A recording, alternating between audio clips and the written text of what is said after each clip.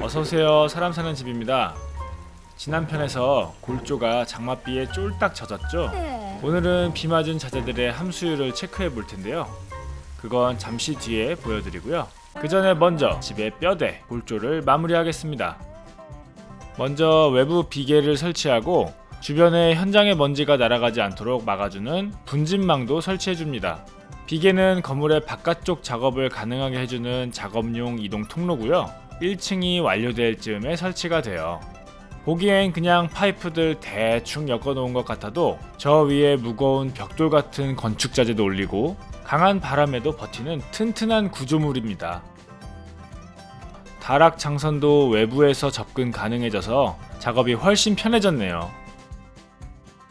다락 장선도 뒤틀리지 않도록 사이사이마다 블로킹을 끼워 넣습니다. 벽체 스터드 사이에 넣던 블로킹 기억하시죠? 그것처럼 나무가 뒤틀리는 걸 막고 강성을 높여줍니다. 그 뒤로는 2층에서 했던 것처럼 다락 바닥 합판도 붙입니다. 자, 지금부터는 목조주택 지붕을 어떻게 세우는지 보여드릴게요. 잘 보세요. 먼저 이렇게 제일 끝에 도면 치수에 맞춘 석가래를 놓고요. 반대편에 같은 치수의 석가래를 고정합니다. 양 끝이 고정이 되면 일정한 간격에 맞춰 똑같이 재단한 석가래를 못으로 고정하면서 나아가죠. 보통은 지붕 석가래의 끝이 벽 바깥으로 처마 길이만큼 튀어나오는데요. 패시브 주택은 기밀 작업을 위해서 벽과 만나는 곳에서 끊고 이후에 추가 작업으로 지붕을 연장합니다. 다음은 가운데에 뻐꾸기 창이라고도 하는 도머창을 만듭니다. 지붕 및 다락 공간은 머리 높이가 낮아서 허리를 숙여야 되는 공간 활용성이 떨어지는 곳인데 도머창이 있는 공간은 머리 위로도 공간이 있어 활용도가 높죠. 도머창에도 헤더가 들어가고요. 각도가 좀 더 완만한 도머용 석가래가 들어갑니다. 오늘도 나왔네요. 블로킹! 지붕 석가래도 비틀리지 말고 튼튼히 잘 버티고 있으라고 블로킹을 넣어줍니다. 일반적인 목조주택에서는 이 위에 합판을 붙여 지붕 구조를 마무리하는데요. 이번 현장은 지붕에도 외단열이 있는 패시브 주택이라 외단열층을 한 번 더 만들고 있습니다. 석가래에 수직이 되도록 목재를 한 겹 덧붙이면서 말이죠.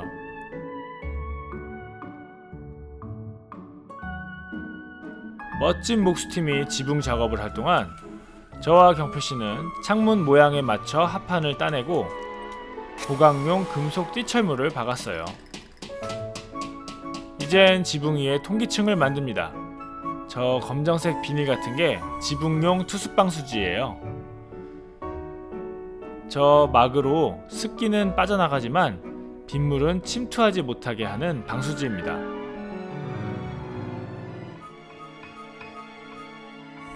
방수지가 만나는 곳은 하얀색으로 보이는 기밀 테이프로 연결해 주어서 지붕 전체 면이 하나의 커다란 막처럼 기능을 하죠. 특히 이날은 곧 장마가 시작되는 날이 가까워서 서둘러서 빠르게 작업했습니다.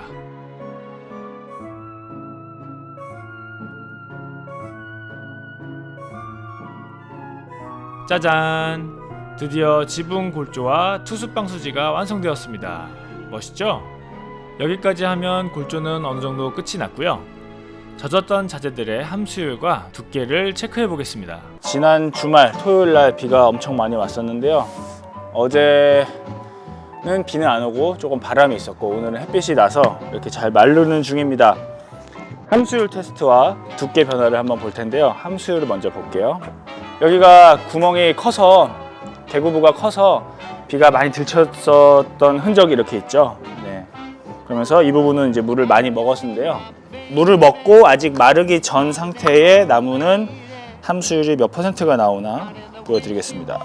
자, 요런데 꾹 찌르면 인사를 해주는데요. 하이 하고 인사를 해주는데 원래 이렇게 하면 막 올라가다가 56을 넘어가는 순간 인사를 해줘요. 얘가 이렇게 하이 하면서 60%가 넘는다. 지금 어마어마하게 높은 함수율을 자랑하고 있죠. 자, 두 번째 거 찌르면 얘도 36%. 네, 아까 40 몇 % 막 올라갔었는데 30% 중반 나오네요. 얘가 조금 더 예민한 것 같아요. 모드가 있긴 한데 얘는 어떤 모드, 어떤 나무를 수종을 골라도 하이로 떠요. 얘가 조금 더 예민한 애고, 얘는 수종을 이제 바꿔주면 조금씩 변화는 있는데요. 그래도 30%대를 계속 나오네요. 그냥 제일 민감하게 나오는 모드로 하고 있어요. 그래도 30% 얘는 60% 이상 나옵니다.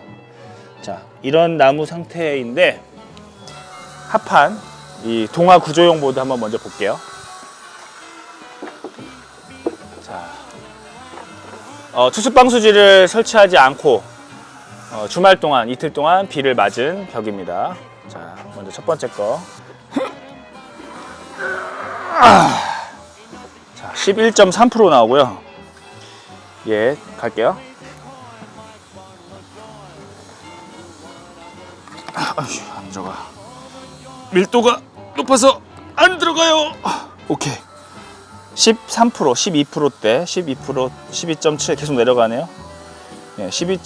이게 점점 빠져서 내려가는 것 같은데. 네, 누르고 있을게. 12.8%. 그러니까 이거는 굉장히 잘 마른 나무도 14% 이하가 되면 굉장히 잘 마른 나무로 치거든요.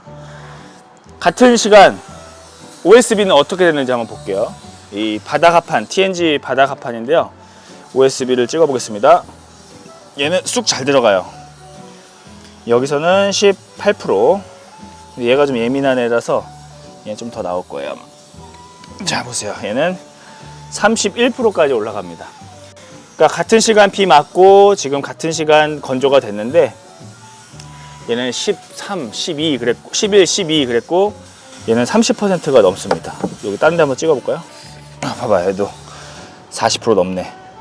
46% 나오잖아요. 네. OSB는 이렇게 많이 물을 머금고 있어요. 근데 동화 구조용 보드는 물을 거의 안 먹었습니다. 두께의 차이를 보면 또 알 수가 있는데요. 얘를 먼저 볼게요. TNG 합판은 원래 18.5mm거든요. 18T라고 저희가 하는데 지금 재보면 자, 거의 20mm에 가깝게 여기 이자에 딱 걸쳐 있는 거 보이죠? 네, 돌았는데 같은 시간 바닥에서 같이 물 먹은 애들 네. 얘를 보면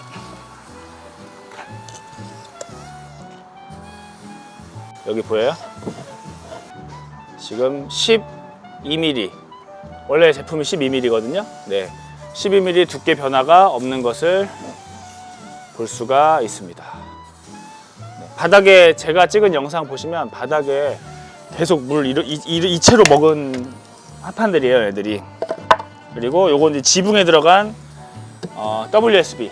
이게 이제 집보드처럼 투습방수 코팅 처리가 된 제품도 한번 두께 변화를 볼게요. 얘도 딱 대보면 12mm. 두께 변화가 거의 없습니다. 네, 원래 제품 상태 그대로가 있고요. 연구하신 분도 이렇게 그냥 일반 물에는 거의 변화가 없었고 끓는 물에다가 24시간 박리 테스트를 했을 때 한 1mm 정도 불었다. 얘가 그 정도 변화가 있었고 얘는 그 끓는 물 박리 테스트에도 거의 변화가 없었다라고 말씀을 하셨습니다. 지금 뭐 주말 동안 비 먹은 걸로 봤을 때 네, 현장에서 실제로 실증 검증은 이걸로 된 것 같아요. 비를 맞은 뒤로 지금 한 2달 정도가 됐습니다. 지금 현재는 내부 가변형 투습방수지도 다 돼 있고 안에 단열재도 다 들어가 있는데요. 지금 이제 석고보드를 붙일 차례예요. 근데 이제 일반적으로 그 함수율 테스트를 하는 게 드라이월, 프리 드라이월이라고 해서 이 석고보드를 붙이기 전에 마감하기 전에 나무의 상태를 확인하는 겁니다. 그래서 지금 찍어봤을 때 함수율이 높게 나오면 더 말려야 되는 거고 괜찮게 나오면은 이제 석고보드를 붙여도 되는 거죠. 그래서 비를 많이 맞았던 벽들 그리고 바닥 그리고 이 바닥 합판의 측면 이런 데를 한번 같이 보도록 하겠습니다. 벽은 그때도 금방 말랐었잖아요. 그래서 한번 같이 보여드릴게요. 가변형 투습방수지가 지금 다 돼 있지만 이제 얘를 찔러서 한번 해보고 나중에 여기를 테이프로 마감하면 됩니다. 자, 여기 스터드가 있어요. 여기다가 찔러 보겠습니다. 자, 14.9가 나오고요. 얘가 좀 더 예민해요. 그래서 좀 더 높게 나오긴 하는데 얘는 12, 11 나옵니다. 네, 그래서 나무가 잘 말라 있어요. 그래서 이제 석고보드를 붙여도 되는 거고 또 지난번에 찔러봤던데 같은 위치를 한번 또 찔러볼게요. 여기도 찍어보면은 13.34, 15.9 나옵니다. 요거 나중에 테이프 막아야 돼서 여기다가 표시를. 지난번 영상에서도 보셨듯이 이 절단면이 물을 많이 먹는다고 했잖아요. 여기가 통과가 되면 아주 그냥 다 통과됐다고 봐도 됩니다. 자, 14.5, 15.8. 비가 와서 이렇게 물이 쭉 흘러 내려와서 여기에 많이 흡수가 됐겠죠. 그렇기 때문에 이 부분이 지금 건조하게 나왔다는 건 전반적인 이 스터드 그리고 바텀 플레이트류들의 함수율이 잘 나온다는 뜻입니다. 바로 이 계단도 물 많이 먹었잖아요. 계단 옆면 합판의 이 옆날, 자 왼쪽은 18.6, 오른쪽은 14.2 해서 계속 내려가네요. 네. 19% 이하로 합판이 건조가 되어 있는 걸 볼 수가 있습니다. 자, 함수율은 이렇게 잘 나왔는데요. 중요한 건 이제 이 두께죠, 두께. 과연 얼마나 불었을까 재보겠습니다. 여기 맨 아래 선에다가 10cm를 딱 대고요. 위에 눈금을 읽어보면 거의 12cm에 되어 있는 걸 볼 수 있죠. 그러니까 18이 조금 넘는 18.3mm 정도, 18.5mm 되는 두께의 합판이었는데 지금 물을 먹고 불어서 20mm가 됐습니다. 1.5mm의 두께 변화가 생긴 거예요. 네. 그 변화는 OSB가 일반적으로 가지고 있는 수준이라서 뭐 여기에 구조가 엄청 크게 막 문제가 되고 이 계단이 이제 앞으로 못 쓰고 이게 막 합판이 휘고 이럴 정도는 아니고요. 그냥 약간 불었다. OSB는 뿌른다. 네. 그래서 그때도 제가 아마 영상에서 바닥이 젖는 건 좀 아쉽네요 라고 했었잖아요. 네. 그래서 OSB는 불기 때문에 OSB 정도는 덮어주는 게 좋고 이런 구조목들은 뭐 크게 상관이 없다. 눈앞에 있는 또 다른 이 합판 절단면 꽂아보겠습니다. 네, 14.5, 17.9. 얘도 한번 두께 재볼까요? 네. 이 아랫선에다가 200을 맞추면 얘는 21mm. 지금 보시면 18보다 약간 올라가 있는 걸 볼 수 있어요. 그래서 2mm 정도 늘어났다. 네, 불었다. 하지만 괜찮다. 내 집이라 괜찮다. 이건 동화 거 아니죠? 이건 동화 거 아니에요. 네. 동화에서 이 바닥용 구조용 합판도 지금 개발을 한다는 얘기를 그때 얼핏 들었습니다. 네, 그래서 이것도 이제 동화에서 개발이 된다면 비가 와도 정말 걱정 안 해도 되는. 네. 저쪽에 동화 구조용 합판으로 좀 된 부분이 있거든요. 거기 한번 가서 동화 구조용 보드 함수를 한번 볼게요. 공학 목재 글루램이 단차가 조금 있어서 기존 OSB랑 약간 단차가 진 부분에 동화 구조용 보드를 덧댄 부분이 있거든요. 이 부분을 한번 함수를 재볼게요. 15.2, 14.5. 잘 말랐습니다. 으쌰. 얘도 다 잘 말라가지고 17.0, 14.1. 바닥 합판은 다 잘 말랐습니다. 이쪽에 2층에 절단면 있는 부분입니다. 우선 나무를 찍어보면요. 16.3, 13.4가 나와요. 여기 아래에 있는 합판도 가보겠습니다. 18.0, 15.6 나오네요. 자, 그리고 여러분이 또 궁금해하실 공학 목재, 패럴램. 패럴램도 물을 많이 먹었어가지고 막 이렇게 물방울 뚝뚝 떨어지는 거 보셨잖아요. 이거 약간 그거 같잖아요. 그 사또 약간. 민속촌 가면 죄송합니다 그거 약간 물이 줄줄 흘렀던 공학 목재는 과연 엄청 높게 나옵니다. 이러면 안 되는데. 우와 씨.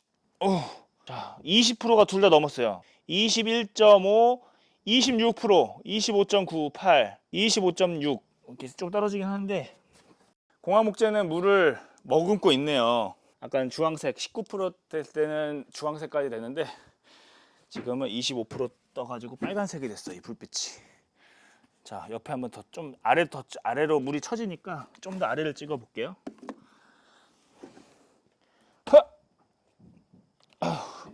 안 박혀. 공학 목재. 확실히 공학 목재는 이게 수지가 안에 꽉 차서 그런지 물이 안 빠지나 봐요. 땀난다. 21.7, 15.6. 네, 계속 20 왔다리 갔다리 합니다. 21, 15 나왔어요. 그래서 공학 목재는 물을 조금 더 머금고 있구나라는 거를 확인했습니다. 한 20에서 25 왔다 갔다 하고 어떤 지점은 28%, 9%까지 나왔어요. 그래서 얘는 계속 좀 더 말려야 된다. 그러니까 여기서 이제 추가적으로 물이 안 맞으면 상관없어요. 이제 가을이 오고 습도가 내려가고 건조한 날씨가 계속 지속이 되면 얘가 이제 서서히 마릅니다. 근데 계속적으로 여기 물이 침투가 되면 이제 문제가 되지만 지금부터 이제 계속 건조될 일만 남았잖아요. 그래서 지켜보면서 지금 이 나무가 이렇게 돼 있는데 이게 이렇게 처지는지 그 처짐의 변화를 한번 살펴보면 될 것 같아요. 근데 습기를 먹으면 처져요? 습기를 먹으면 처져요, 나무가.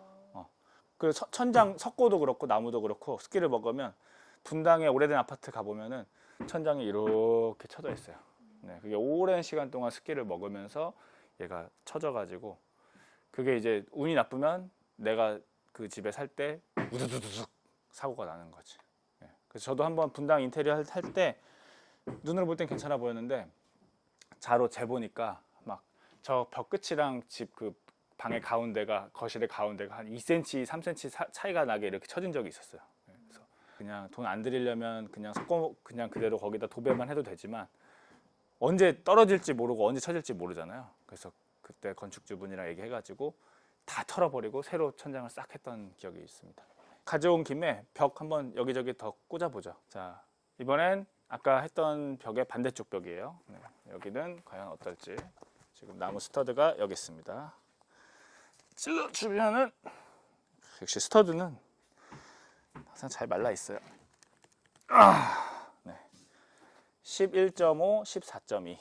항상 스터드는 문제가 안 돼요. 스터드는 대신에 얘는 물을 먹으면 이렇게 휘어요, 이렇게. 네.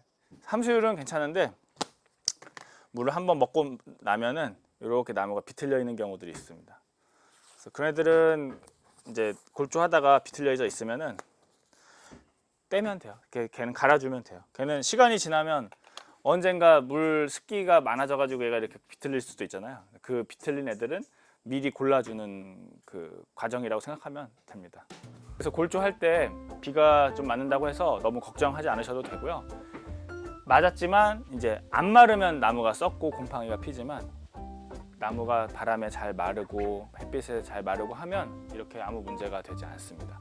하파는 오늘 보신 것과 같이 천천히 마르고 또 두께가 조금 변화가 있다. 그래서 하파는 가능하면 덮어주면 좋다라고 결론을 내려볼게요. 혹시라도 처지는 게 있는지 저희가 요 높이 변화, 바닥에서 그 공항목재까지의 높이 변화를 한번 트래킹을 해볼게요.